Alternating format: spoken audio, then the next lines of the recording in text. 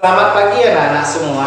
Kita bertemu lagi dalam pembelajaran tema, yaitu tema 5 yang berjudul cuaca. Pada saat ini kita akan membahas pada subtema 3, yaitu pengaruh perubahan cuaca terhadap kehidupan manusia. Kita tahu bahwa cuaca sangat mempengaruhi dalam kehidupan kita sehari-hari. Nah, tentu kita juga perlu tahu bahwa Indonesia merupakan beriklim tropis. Nah, iklim tropis itu artinya adalah beriklim panas, ya. Nah, untuk itu cuaca selalu berubah-ubah, terkadang panas, berawan, mendung, dan hujan. Nah, kita setiap hari selalu merasakan perubahan cuaca. Cuaca dapat berubah pada saat-saat tertentu, ya. Kadang beberapa menit bahkan jam cuaca bisa berubah. Seperti kita bisa rasakan bahwa di lingkungan rumah kita bisa terasa panas, tetapi di wilayah tertentu bisa saja berawan dan bisa juga mendung dan hujan. Nah, itulah perubahan-perubahan cuaca yang dapat kita rasakan dalam kehidupan sehari-hari kita. Nah, oleh karena itu anak-anak sekalian, keadaan cuaca dipengaruhi oleh 3 unsur, yaitu pertama matahari, angin, hujan. Nah, ini anak-anak semua harus mengetahui bahwa keadaan cuaca itu dipengaruhi oleh 3 unsur. Bapak ulangi lagi, yaitu matahari, angin, hujan. Nah, cuaca sangat mempengaruhi bagi kehidupan manusia, mulai dari pertama, kesediaan sumber daya alam. Cuaca sangat berpengaruh kepada kesediaan sumber daya alam. Kalau suatu wilayah cuacanya itu cuaca panas, maka kesediaan sumber daya alamnya berbeda dengan yang bercuaca hujan.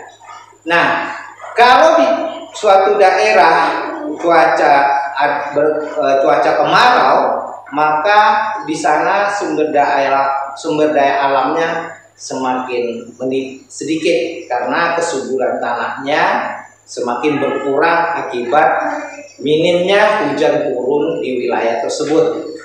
Kemudian kesediaan alat transportasi. Nah, cuaca sangat mempengaruhi alat transportasi dalam kegiatan kita sehari-hari. Contoh, kalau pada saat cuaca hujan, maka sebaiknya kita menggunakan kendaraan seperti mobil, bus, kereta api, dan lain-lainnya. Nah, sementara kalau cuaca panas ataupun cuaca mendung, itu dapat kita menggunakan transportasi seperti motor, sepeda, dan lain-lain. Nah, cuaca juga sangat mempengaruhi kepada aktivitas manusia. Kita tahu kalau pada saat hujan, maka kita harus mengambil pakaian yang kita jemur agar tidak terjadi kehujanan atau tidak basah lagi. Kemudian pada saat hujan, ya, kita banyak beraktivitas di rumah. Nah, kalau pada saat cuaca panas atau mendung, itu banyak kita beraktivitas di luar rumah. Contoh, para petani akan bekerja di sawah dan di kebunnya masing-masing. Nah, Bapak akan lanjutkan lagi, yaitu Indonesia merupakan beriklim tropis. Tadi sudah Bapak sebutkan bahwa Indonesia itu adalah beriklim tropis. Contoh tanaman-tanaman yang subur di daerah iklim tropis, yaitu pertama, contoh di Sumatera Barat, yaitu tumbuhan yang subur di sana adalah padi. Nah, sementara di Riau, tumbuhan yang subur di sana adalah kelapa sawit. Nah, di Maluku tumbuhan yang subur adalah tanaman cengkeh. Nah, perlu juga anak-anak ketahui di rumah bahwa Indonesia memiliki dua musim, yaitu musim hujan dan musim kemarau. Nah, kita perlu tahu proses terjadinya hujan. Pada pembelajaran sebelumnya juga sudah pernah Bapak jelaskan bagaimana terjadi proses hujan.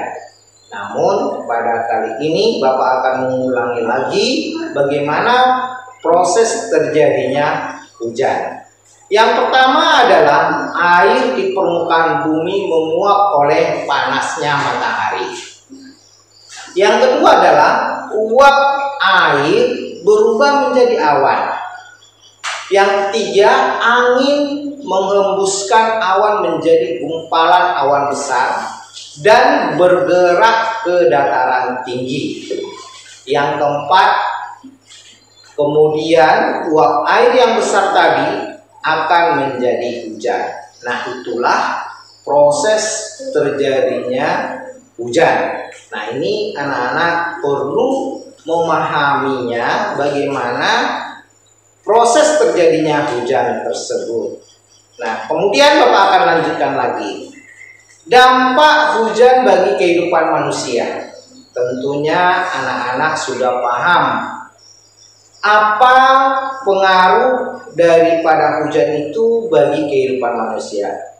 Pertama adalah tanaman di sekitar kita menjadi subur.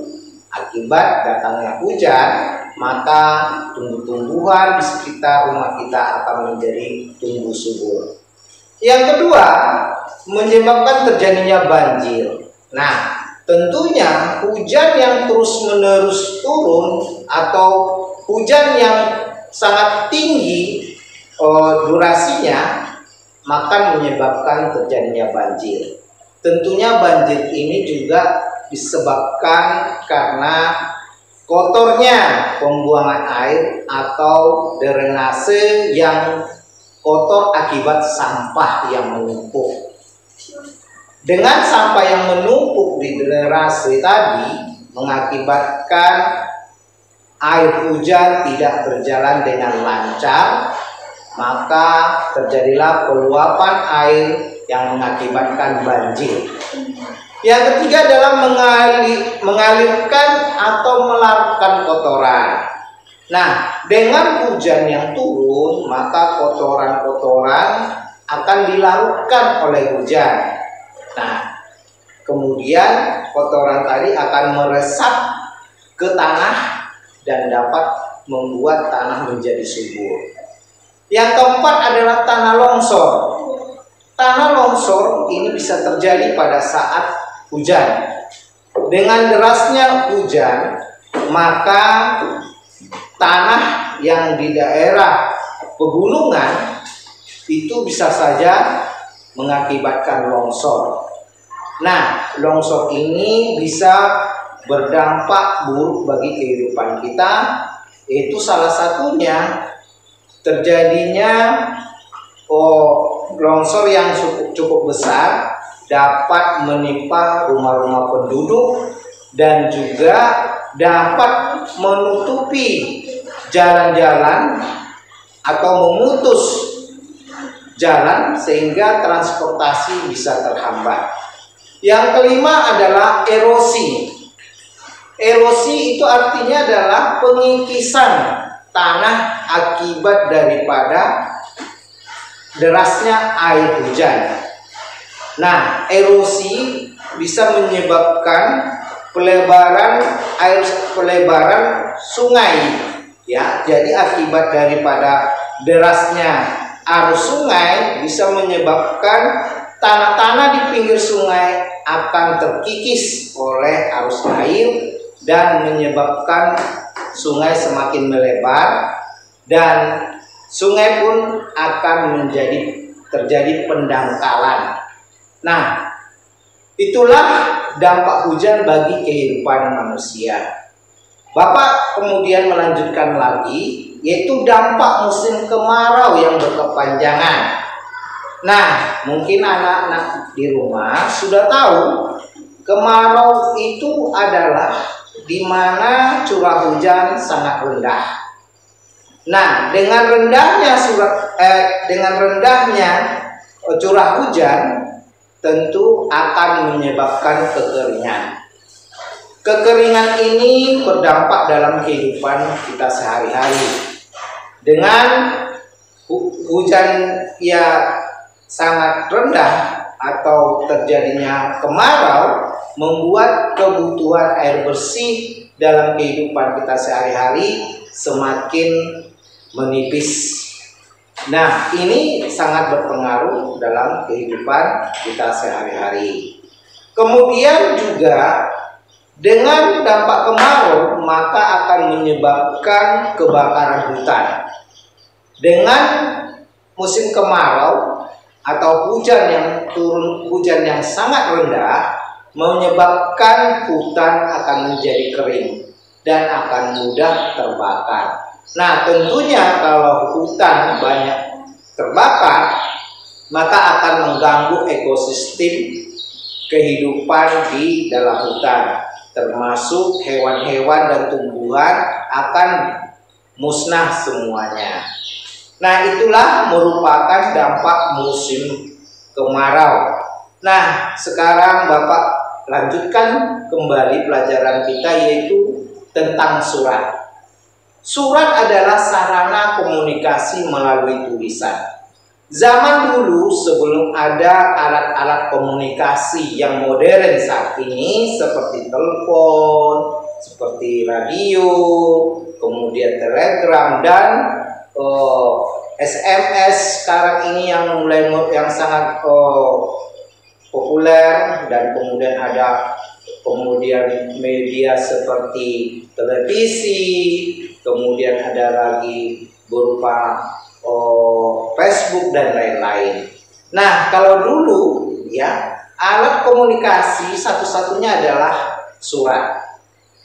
Nah, surat ini adalah alat komunikasi yang sangat sederhana. Sekarang kita akan melihat kalimat efektif adalah kalimat yang sesuai dengan kaidah bahasa, ejaan maupun tanda baca. Nah, untuk menentukan kata dasar, contoh kalimat berawan, kata dasarnya adalah awan. Contoh kedua adalah menjaga, kata dasarnya adalah jaga. Contoh kalimat ketiga adalah melipat, kata dasarnya lipat. Nah, anak-anak di rumah bisa dengan contoh yang ada yang Bapak sebutkan itu, anak-anak bisa menyebutkan kalimat dasar setiap kalimat. Nah, atau menentukan kata dasar di dalam setiap kalimat. Nah, tadi sudah Bapak sebutkan contoh-contoh atau cara menentukan kata dasar.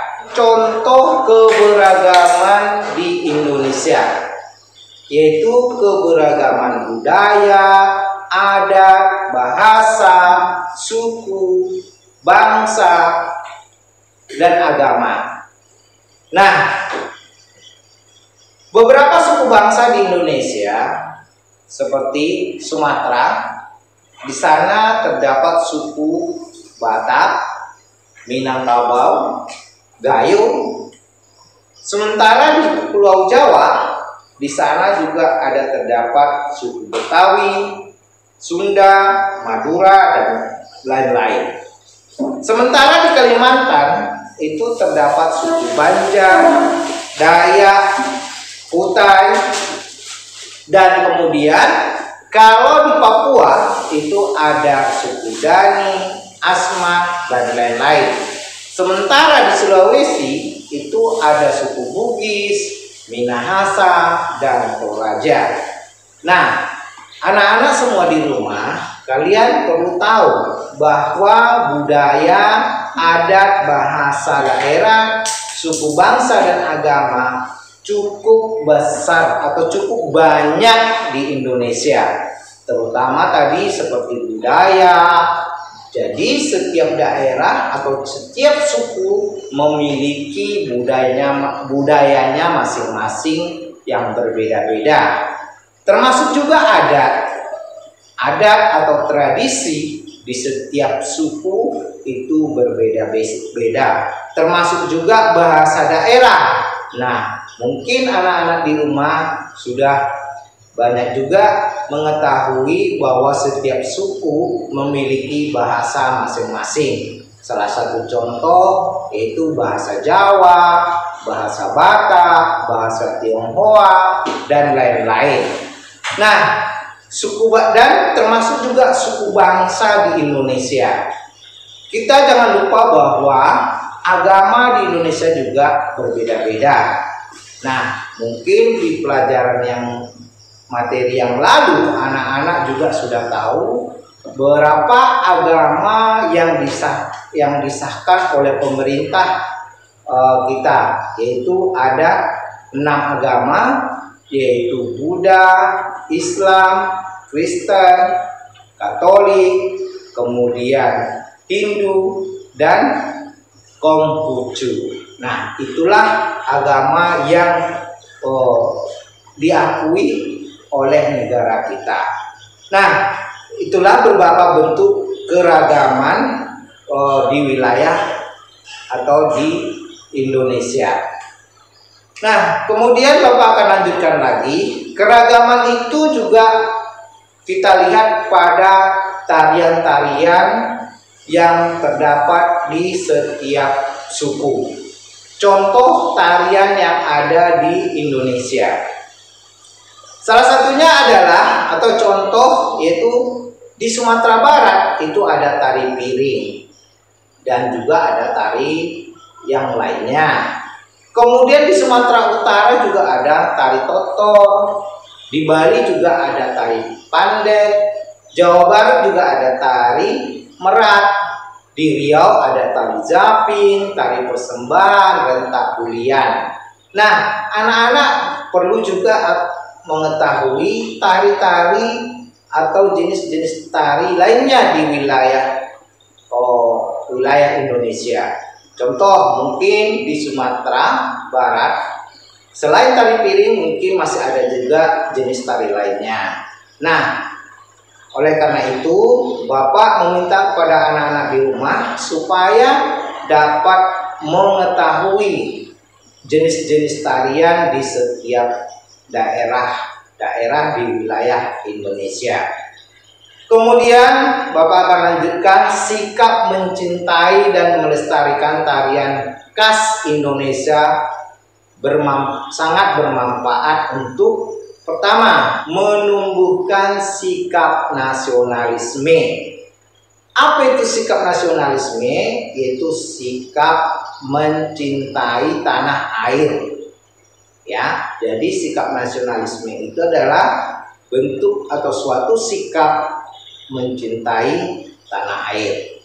Yang kedua, dengan mencintai atau melestarikan tarian khas Indonesia, kita sebagai alat pemersatu bangsa Indonesia. Jadi dapat sebagai alat pemersatu bangsa Indonesia. Nah, dengan memahami tarian-tarian daerah, tentu kita akan merasa persatuan akan menjadi lebih erat. Kemudian memupuk sikap toleransi. Dengan kita memahami tarian khas daerah, maka sikap toleransi kita akan semakin terbina atau semakin lebih baik lagi, karena kita dapat memahami bagaimana bentuk tarian atau tarian-tarian khas Indonesia. Kemudian menolong sesama adalah perbuatan mulia. Dalam menolong sesama, kita tidak boleh membeda-bedakan suku, asal, daerah, warna kulit, dan agama. Jadi, kalau kita menolong, haruslah menolong secara ikhlas dan tidak membeda-bedakan seperti suku, asal daerah, warna kulit, dan agama. Nah, kita masuk dalam pembelajaran. Selanjutnya adalah karya dekoratif. Karya dekoratif adalah karya mengolah suatu benda menjadi lebih indah. Nah, gambar dekoratif itu biasanya berbentuk manusia, hewan, tumbuhan. Nah, gambar dekoratif dapat digunakan sebagai hiasan tepi, hiasan bidang, dan hiasan benda. Nah, Bapak ulangi, gambar dekoratif dapat digunakan sebagai hiasan tepi, hiasan bidang, dan hiasan benda. Nah, kemudian apa saja motif garis pada rumah adat suku Tionghoa? Garis pada rumah adat suku Tionghoa yaitu ada garis vertikal, ada garis horizontal, ada garis miring, ada garis melengkung, ada garis bergelombang. Itulah pelajaran pada saat ini atau tema 5 ya. Sampai di sini dulu pembelajaran yang Bapak berikan kepada anak-anak semua. Semoga pembelajaran ini dapat kalian pahami dan kalian simak dengan baik ya. Nah, untuk selanjutnya kita dapat berjumpa lagi dalam pembelajaran berikutnya. Begitu Bapak mengucapkan terima kasih. Sampai jumpa lagi.